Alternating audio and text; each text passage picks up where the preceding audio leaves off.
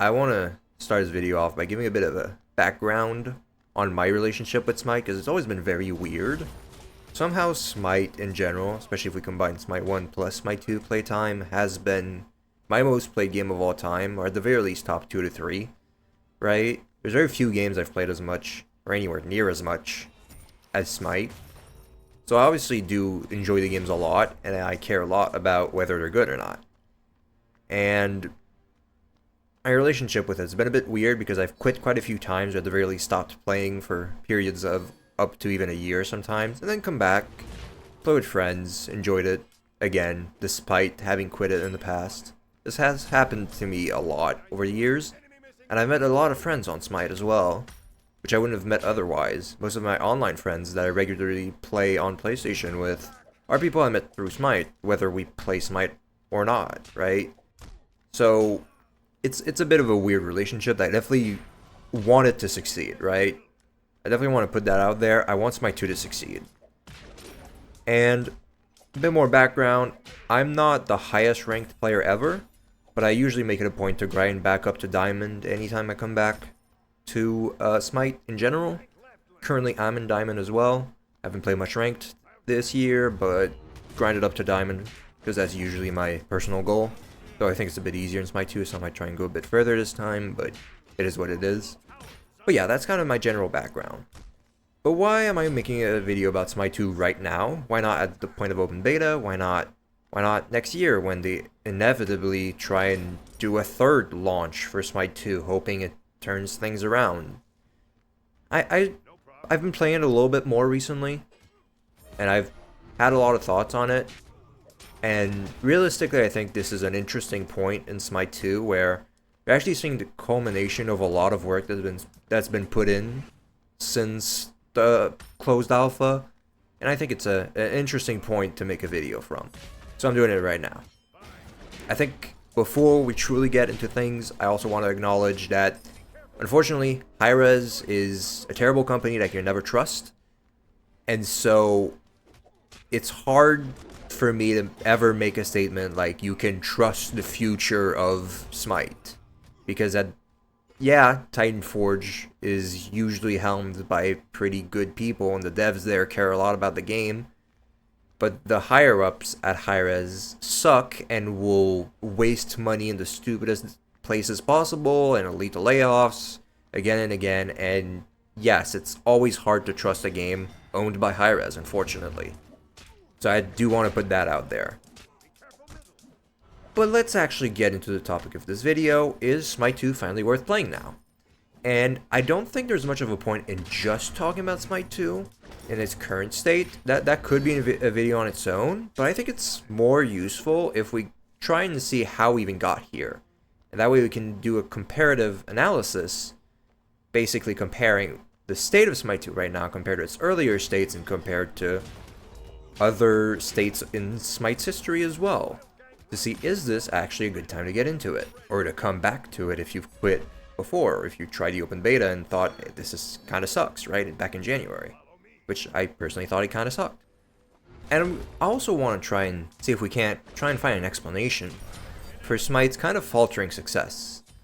Smite 2 really is not a commercial success by any metric. It's kind of struggled to stay alive, and it's doing much worse numbers than Smite 1 was doing even a few years ago. So I will also try and explain why Smite 2 is ending up struggling the way it is. But let's start with the very beginning, Smite 1 and its own launch, and why it was actually successful. First off, Smite 1 comes out in a very different market in gaming. A very different ecosystem in gaming. It comes out obviously over a decade ago in its original betas on PC. And at that time, MOBAs are actually like the big genre. We're looking at League of Legends popping off, Dota popping off. These are like two of the biggest games out there, and just bar none, right? And so Smite comes in, tries to position itself as the third MOBA in this space. Of course, Heroes of the Storm would later come out and try and do the same thing, but we're just looking at Smite here. And when Smite came out, it was really trying to position itself as a truly unique game within the MOBA space, which is part of the reason why it succeeded so much.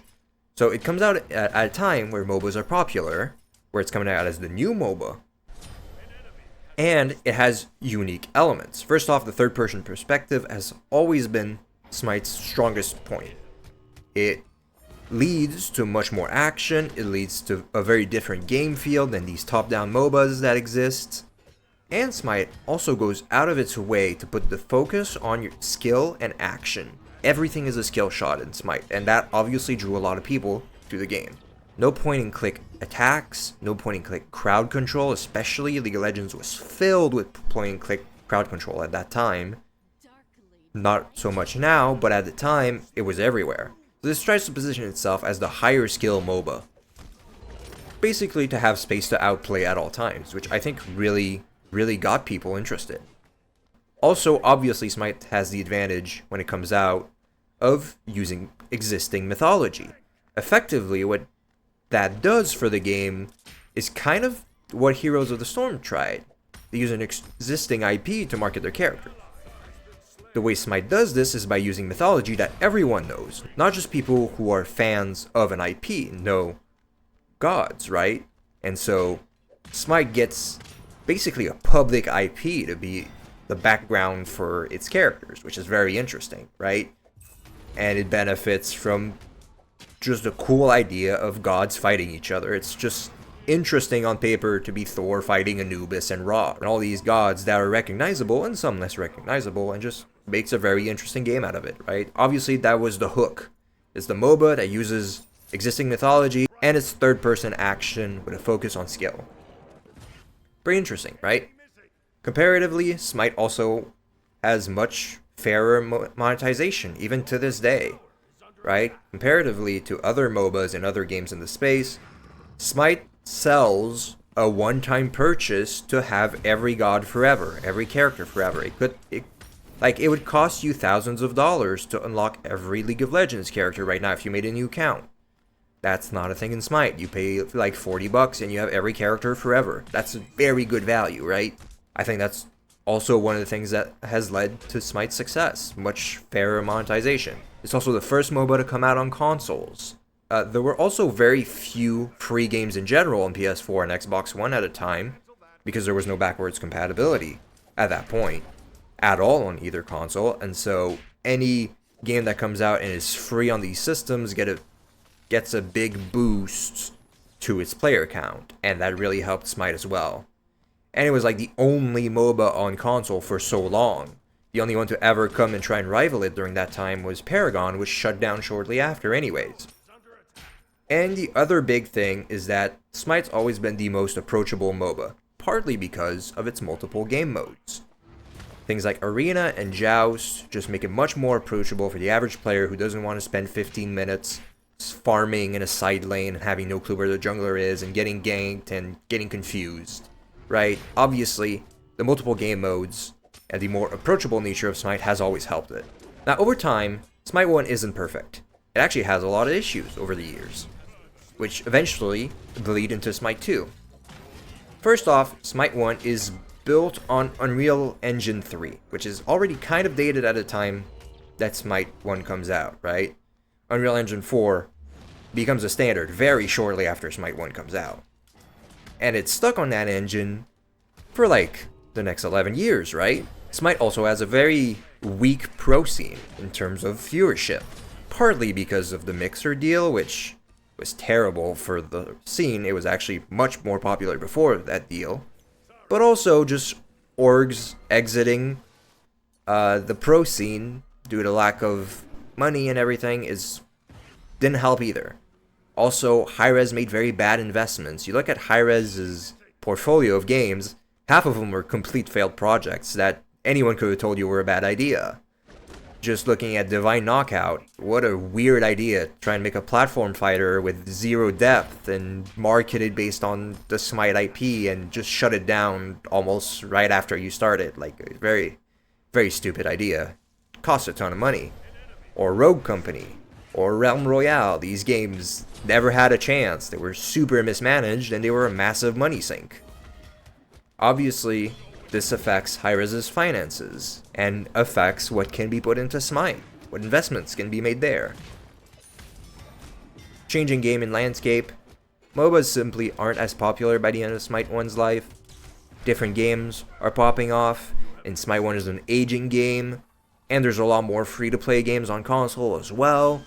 It's slowly losing players, and it doesn't really get new players anymore. And so, the team turns to Smite 2 at some point there. Why Smite 2? Why not update Smite 1 more? That's always a great question to ask, right?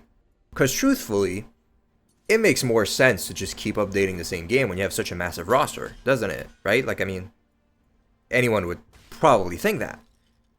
But a port to Unreal Engine 5 is really tough to do for a team of the size that's working on Smite.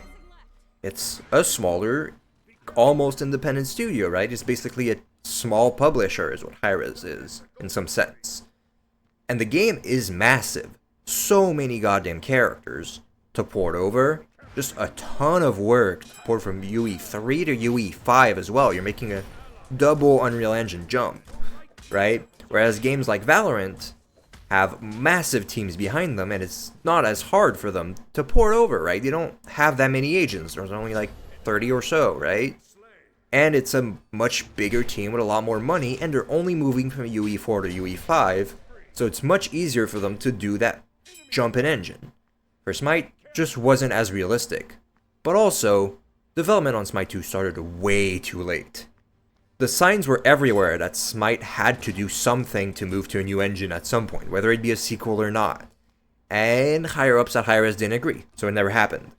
And then they started last minute when they noticed, oh my god, Smite 1's starting to die. Let's do a sequel now that we have no time to make it, because it has to come out early because we're running out of money. Very cool. Obviously then, Smite 2 is revealed way too early. When it's revealed, the game is in pre-alpha.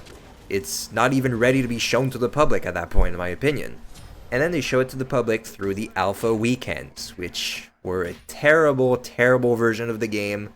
Basically, no one enjoyed, more of a proof of concept than anything.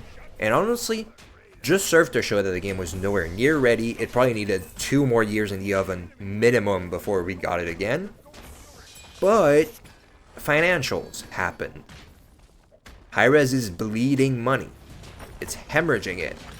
Games like Rogue Company just were a massive failure.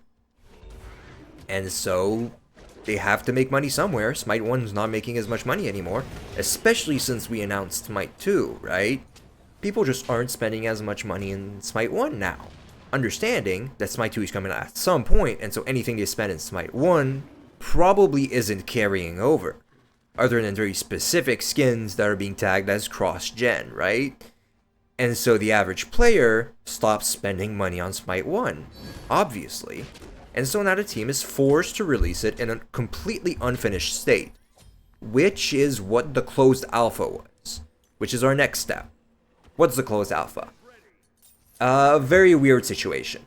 I want to divide this into positives and negatives of the closed alpha though, right after I explain what it is. Closed alpha comes out, has a paywall to enter.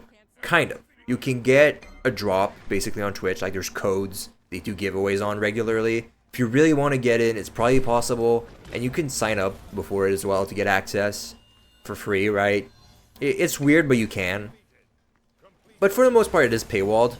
The paywall is fine, by the way. This is a closed alpha. You want to reduce the player base by putting a paywall, and so you can test things with fewer players. That makes a lot of sense. And it gives you the permanent god pack, same as Smite 1. It's a great deal, by the way. But it feels kind of weird still, because it's clear they're trying to sell skins in-game as well. This is not just a testing realm. They're clearly trying to generate revenues through Smite 2, despite it being clearly not ready.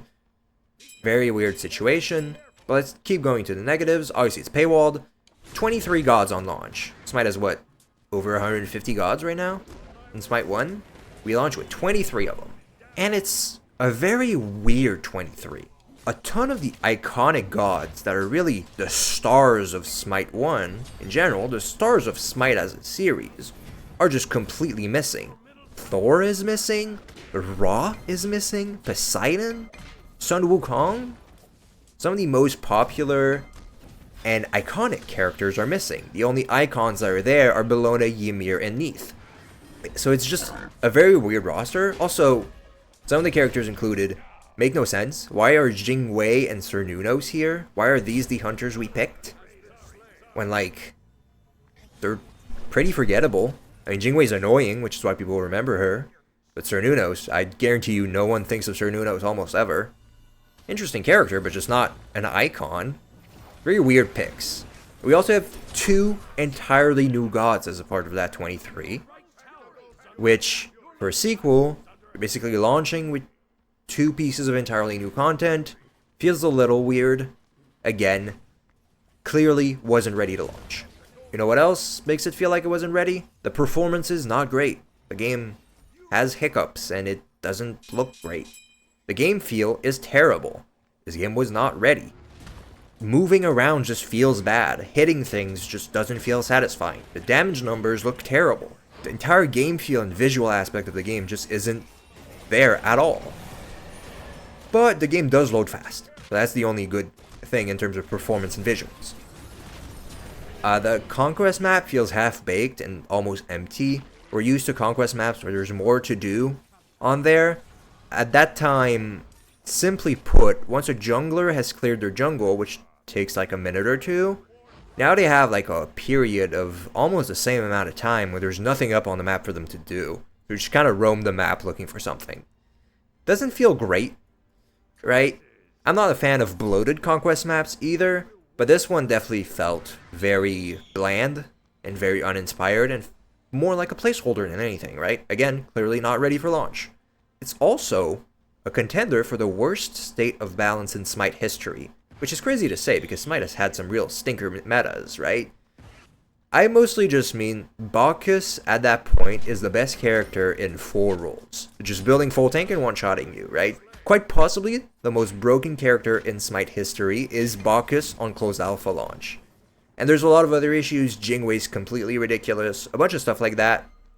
Obviously, this wasn't tested very much. It's an alpha, so we can excuse poor balance, but at this point, you're not even really treating it like an alpha, as we'll see later.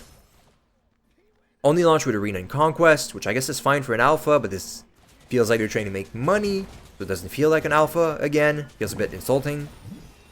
Then there's the whole skin and legacy gems fiasco.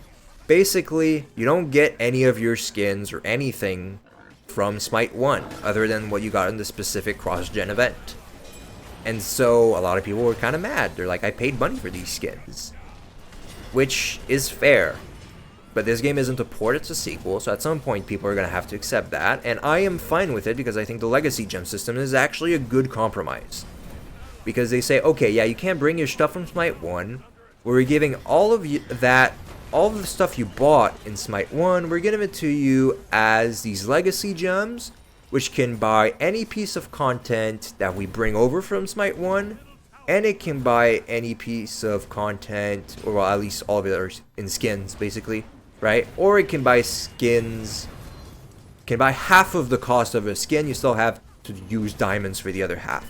I think that's a fair compromise, generally speaking, especially considering they could have just done nothing and told you to go fuck yourself, right? And just say go buy stuff again. I think it's a good compromise, but it is controversial and it's gonna hurt the game. Plenty of people are gonna feel like, I don't want to move to Smite 2. I spent $1,000 in Smite 1 or something, right? I have some friends who feel that way. Or like, I spent a ton of money in this game. Why would I go play the new one where I have nothing? And they want me to spend money again? Not happening, buddy. Right? I think that's a fair sentiment as well. That definitely contributed to Smite 2's weird situation right now. Kind of lacking content overall, as we said, amount of gods and everything. Doesn't feel like a sequel, but it's an alpha, so whatever. There's also big gaps in terms of what characters we pick, in terms of design space. There is no mage with mobility, so we don't have a mobile mage. We don't have a jungler or an assassin, more precisely, focus on basic attacks. There is no support, or what used to be a guardian, focused on defensive play. There's only engaged supports, right? feels like the picks don't really flesh out the breadth of Smite strategies that can usually be played, right? Based on the gods that are there. There's also not enough new stuff for it to really be a sequel. It feels like we're making a port and it's just not finished at all. And then, they're just not treating it like an alpha. It is very slow to add content at first. When they announce that they're bringing Nuwa, it's like one god every 3 weeks is their rate, or every 2 weeks or whatever, right? Which is completely unacceptable. This is an alpha. We want you to move fast. We don't want an update every 2 to 3 weeks. We want you to send content in like every few days, or at least every week, right? You're supposed to be moving fast. This is an alpha. Who cares if things are a little broken? Treat it like an alpha. If it's gonna be called an alpha, it should be an alpha. But now let's go to the positives of this period, because I do think the closed alpha of Smite 2 is a pretty poor period of time for Smite, but there are still a few positives. The reworks are interesting, actually, and what they call plus ones, where they add mechanics to characters' kits. But, as we very quickly see, they can't really afford to be doing full reworks like they did with Zeus, because then it feels like players are going to be angry that their character changed too much.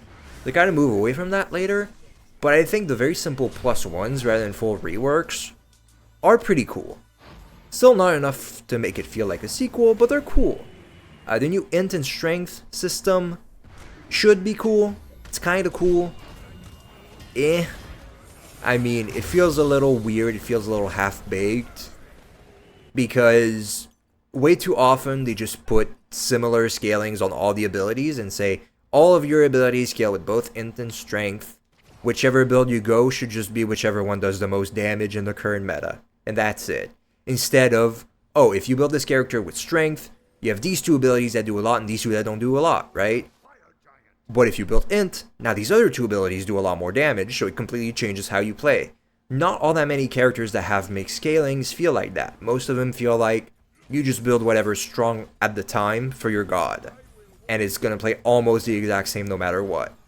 Which feels like a wasted opportunity, but some gods do have interesting stuff, like Amaterasu. When you build her intelligence, basically you have a big burst on your 2 and your other abilities don't do too much, right? There are characters like this that are gods like this, where it is more interesting. But generally, I think it's a bit of a wasted opportunity. And that's about all the positives I can say about the closed alpha, because it's quite disappointing, honestly. But now, obviously they realize there's issues. So here starts the work towards open beta. Because we need to get to an open beta that feels good. That's where we want to draw in all the players. We have a big esports circuit culminating in the Vegas event, right before or right around the open beta launch, I don't remember. I mean, it's something, I guess. There's a big ramp up in production of gods, and speed up in updates in general, and communication with Titan Talks, which is like their 3 times a week show they do. I'm not sure they still do it 3 times a week, but it started with 3 times a week, which I think is very good. A lot more communication, a lot more gods, they speed up a lot, they focus almost all their attention to, we need to add gods to this game. This is unacceptable to move from like 150 characters to 23. That's simply kind of sad. And so they speed up a lot, and they start treating it like an alpha. Anytime something is ready, ship straight to live. Why are we testing things for weeks on end? This is an alpha, ship it. I love that. They add game modes before we get to open beta. Joust and Assault join. Brand new Joust map as well, feels great. Joust and Assault, great addition. Should have been there earlier, but I guess it's an alpha, so it's excusable, and at least they're actually doing stuff at this point. Updated visuals and game feel. It's not enough at all, but they try and do it. The UI is still atrocious at this point, even by the time of open beta launch. They're putting work on it. It's not enough, though. It still feels very early in development and not ready at all. We're adding some of the core features that we're missing. Again, so many of them aren't hit, though. It feels weird. We still don't have God Builder at that point. We still don't have UI editor. We still don't have a lot of the stuff that feels like those make the game premium. But they're starting to add some stuff. They're fleshing out the item system a little bit. Some of the item niches didn't exist for some reason. Some of them still don't, for that matter. But they're filling it out. They're adding the iconic gods. Before we get to open beta, we definitely get Ra, Thor, all those people I mentioned earlier. We get them. They realize, yeah, those guys should have been there at launch. It's crazy. And then, here are the two big things they did during that period. Aspects are massive. Basically, if you don't know what aspects are, they are a modifier for your character you can turn on out of game, and it completely changes how your god functions. And it can completely change your role. You can turn Kali, a melee assassin, turn her into an AD carry. This really now feels like a sequel. Aspect is the big sequel thing. This is the event that makes it start to feel like a sequel. And I really do think aspects are great. Some of them are designed a bit weird, especially some of the earlier ones, but I think they are where there is the most potential to make this feel like a sequel, which is great. They also announced 1 god per week for the next 30 weeks. They announced that during the Vegas event. Great. That means they're going to be at like 80 gods by the summer, basically, right? Is what they're announcing. That's great. And then open beta launch happens. And it's free to play for everyone. Let's go. Okay, let's see how many players we can get. We hit 20k concurrent on Steam. That's pretty decent, actually, considering Smite has always had a pretty big console player base, and it's never been like a humongous game either. So these numbers are not that terrible if we can maintain as many of those players as possible. But it's not as big of a success as Hi-Rez expects. Not enough returning Smite 1 players. And the new player experience is so terrible that many of these new players just up and leave because you're just not helping them integrate into the community at all by shoving them into matches and telling them to figure it out, right? You can't really afford that when you're a smaller game. And it all comes crashing down with multiple rounds of layoffs and massive layoffs immediately about 1 or 2 weeks into the 30 promised weekly gods. And this includes some of the most prominent devs in communication with the community as well. And it includes the entire esports division just out the door. We don't do esports anymore. And there were obviously rounds of layoffs during the closed alpha as well, which clearly shows the financial issues there, which also removed some of the most important devs. This also felt very weird. But this round of layoff right after open beta feels terrible because obviously now we can't get 30 gods in 30 weeks. That's just not possible. So releases have to slow down, and me and many people just completely lose hope in the game at this exact moment. We see, oh, Hi-Rez is just gonna kill this game again, right? Is this what's gonna happen? It's what's been happening, it's gonna continue. So how did they come back from this? Because I kind of checked out at that point. Me and many people. But the team that's left, which is sad to say, hunkers down and actually goes to work. And it's great work. It honestly would have been so much better with, you know, the full team that was there before. But they work really hard to try and salvage something out of this situation. I think every new aspect since the first batch, right after the first batch, has gotten better and better and better in terms of design. Because they're all so much more transformative of the gameplay style of the characters, which I think is great. Aspects are one of the main selling points to me as a Smite 1 player, because they're a new way to play a character I know and love, right? And that is probably going to be the main selling point to most Smite 1 players. If you're really interested in the aspects, that might be a reason to play, actually. One thing about the current state of Smite 2, now that we're talking about it, I want to go over is that the game feel is finally good.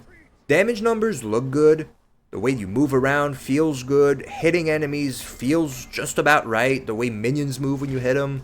Like all of that game feel stuff that felt terrible, that visual stuff that felt pretty awful, it's mostly fixed. The visuals still aren't 100% there, and the team knows it, they're still putting work on it, but the game feel is so much better now. And that is why I think it's kind of not a terrible time to start playing Smite 2 if you've given up on it. It might be finally time to play because the game actually feels good, finally. It's so much more polished. I don't know how, but since January, the level of polish in this game just feels so much better, right? Between January and now, they've somehow managed to polish this game so much more, which I'm very happy about, because I was kind of depressed about this game in January. It was a very sad time for Smite fan. So yeah, the game is finally kind of enjoyable. A bit more. Well, there's still issues, of course, but, you know. We've gotten over 60 gods now, which, you know, compared to 23, is actually pretty good. But, like, you know, when we look back at the promise of 30 gods in 30 weeks, it's still kind of sad because we have so much fewer than that. 60 is not bad, but it could have been so much more. But hey, I'll give them credit where credit is due. They're rolling them out at the best pace they can for the team size that's left. Wandering markets are a feature that has come out during that time as well. Basically, think of a battle pass, but it's permanent and it doesn't leave. You can get the old battle passes. That's great. You know, I do love that. Much more consumer friendly. Again, Hi-Rez has always sucked, but the team working behind Smite has always managed to keep the game consumer friendly for the most part, which I do value a lot. This is one of the teams that doesn't try and shaft you that often. Compared to the live service space, obviously Smite 2 remains a shining example that you can actually be decent to your consumers. It's not incredible, obviously skins are still expensive, but I don't buy skins, so I don't care. It is what it is. It's much cheaper than, you know, League of Legends selling you a $500 skins or whatever. The UI is finally not hurting my eyes, and you can edit it. It's not perfect, but you can edit the UI now so that it doesn't suck if you think the UI really sucks. That's great. Great feature. And it feels like a proper UI editor too. It's maybe not perfect, but again, they're still calling this a beta, so not that I agree with it, but you know, it feels so much better. The core features are finally here. God Builder's here. UI Editor's here, right?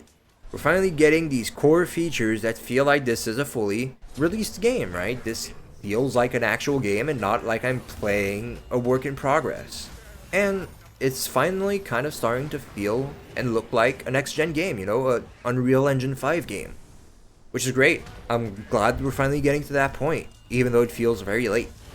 But is this state of the game good enough for you to come back to play? Or to even try it as a new player? I'm not sure the new player experience is incredible either.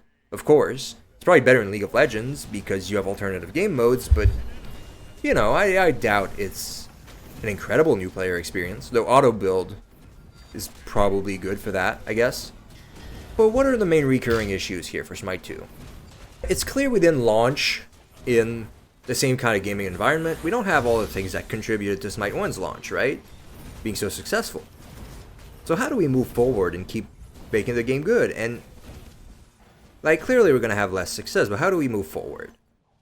It's tough because I think by analyzing this, we can tell that Smite 2 has a few main recurring issues. In fact, I would think there's two big issues that make it hard for me to trust the game will be in a good spot a year from now. One of it is the lack of commitment to the game being a sequel. The other is obviously the Hi-Rez factor, the poor financial decisions from the higher-ups. What do I mean by lack of commitment to it being a sequel? I can give a few examples. Combat Blink, or Blink in general, is a massive example. The game comes out with 5 relics, and you only having 1 slot, and they do active items, obviously. That was also a positive of it being a sequel, I guess. Active items. But they take the place of one of your relics, so, you know, it's whatever. You have 5 relic choices. One of them is called Blink, which we had in Smite 1, which allows you to blink for a short distance, but you can only do it out of combat in Smite 1. In Smite 2, they decide you can blink at any time, because that's fun as hell. And then people complain a little that it's kind of strong, which I get, but then they revert it to regular blink. So now there's no more combat blink. One of the big features of your sequel that made it feel really like a sequel was combat blink, and now it's gone. Right? We're not committing to the idea of this being a sequel. There's a bunch of gods we're bringing over with not that many changes. Because now they've decided reworks aren't something the community wants. So instead of doing reworks, we're going to do crazy aspects. But like, the base kits should probably be changed a little more than they are right now, right? I like aspects, because they do make it feel like a sequel. But if a god gets an aspect that's basic, then that means they're never going to get any rework changes that actually change the way the character plays, right? Obviously, I want to keep the essence of each god alive in the game, but it feels a bit of a shame that we're not getting reworks on gods that were very unhealthy in Smite 1. For example, Kali. Kali's always been super unhealthy in Smite 1, one of the most hated gods around, and she comes to Smite 2 mostly unchanged, right? She gets a few new features, but her issues of being an annoying-ass character that everyone hates are still there. We're not willing to commit to treating this like a new game. This just feels like Smite, but again with a few new twists, right? So it's hard to trust in the long-term future of this game, because management has always been the big issue with every Hi-Rez game, and it's going to keep being an issue. But what are my conclusions here? Do I think you should play this game? Well, if you like Smite 1, but you haven't played Smite 2 at all, well, if you like Smite 1, and you really enjoyed it back in the day, and maybe you're not playing it anymore, maybe you're still playing it, probably not, right? But maybe you really enjoyed it back in the day, but you quit for whatever reason, started playing other stuff, and you haven't tried Smite 2 at all, because you heard bad things. Fair enough, by the way. Fair enough. I think it's currently worth a try. It really is. I think it's a fine jumping-in point. You could also wait, but I think this is a fine jumping-in point. If you hated the closed alpha, right, you purchased or got a code for the closed alpha back in the day, and you really thought it was terrible, I am here to tell you this is a lot better. Of course, I would recommend you try it if you haven't played since closed alpha. If you hated the initial open beta, it's hard to say, because the game feel is so much better, but it's not like the content offering is staggeringly different from back then. I'm a bit iffy on recommending you come back if you only played the open beta and you didn't think it was anything special. Overall, I would say, if you're a Smite 1 fan or you were a Smite 1 fan, give it a shot, it's probably worth it. Anyone else? It's tough. As a new player, should you try this game? I say give it a shot if it looks interesting, honestly. It's a free-to-play game. That's what free-to-play games are for, just give it a shot, right? I'm sure, my opinion on how Hi-Rez sees the game is that they have one final chance. Because, yes, they had the open beta launch, and to basically anyone with a brain, that was their full launch. But open beta is still written in the corner of your screen in every match, right? They want you to know this is an open beta, this is not a full launch. So I'm sure in January next year, they're going to come out and say, this is the actual launch. Come back, we're launching. And obviously everyone on the internet's going to go, you weren't launched already? What? I thought you launched. But they see this is going to be the final chance. I'm sure they see it as their final chance to bring back a player base. The reason why this sucks so much is that all eggs at Hi-Rez are in the Smite 2 basket.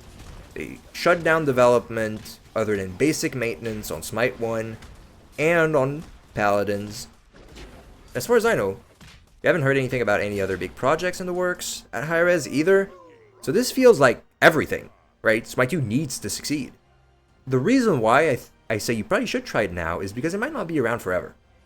If that relaunch they're going to try next year doesn't succeed, the game's probably not going to stay alive, unfortunately. I'm not saying this because come save this game or whatever, because it is a game I love, but I'm saying this because, honestly, this game is fun. And I want people to experience it, because I am worried that it's going to be gone one day. Anyways. Hey, I'm doing that whole, I say I don't do outros, but then I actually do an outro thing. Hope you enjoyed the video. I'd appreciate a sub. And, I don't know what I'm making next. Thanks for listening to me yap if you did. Now go do something productive with your time. Get out of here.